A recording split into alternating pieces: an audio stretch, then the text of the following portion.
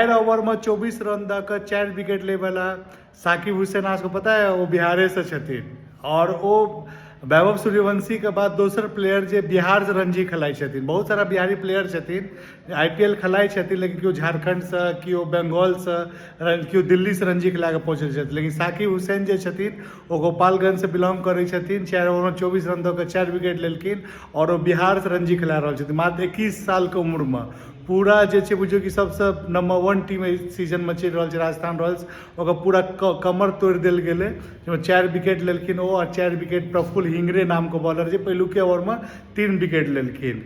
यार सच में ई जे छै ने एकटा बिहार प्रीमियर लीग छै। एतऽ एकटा बिहारी वैभव सूर्यवंशी, मैथिल कहै छियै वैभव सूर्यवंशी के, नहीं चलै छथिन, तऽ एकटा और बिहार से आबै वाला प्लेयर साकिब हुसैन ओ आबि कऽ पूरा कमर तोड़ कऽ और अपन ई हम IPL नहीं कहियो, बिहार प्रीमियर लीग में क्यों नाम कोई, क्या टीम के कप्तान के छथिन ईशान किशन, ओहो कतऽ से तऽ बिहारे से।